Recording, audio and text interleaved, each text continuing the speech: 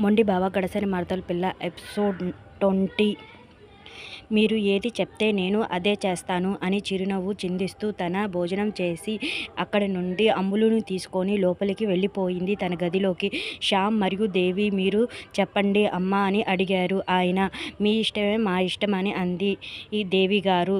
నువ్వు చెప్పు శ్యామ్ అని అడిగారు. పెద్దవాళ్ళు ఆలోచించే మంచి నిర్ణయం తీసుకుంటారు అనుకుంటున్నాను.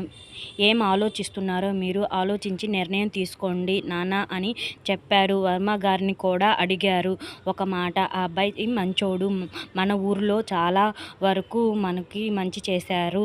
మరియు ప్రభుత్వాల నుంచి మనకు రావాల్సిన మన ఊరు కట్టుబాట్లు అన్నీ తెలిసినోడు. మన అమ్మాయిని ఎప్పుడు కావాలంటే అప్పుడు మన దగ్గరికి పంపిస్తాడు. మన అమ్మాయికి ఇబ్బందులు ఉండవు అని ఆలోచించి కూడా ఎంక్వైరీ చేశాను అని వర్మ గారు చెప్పారు.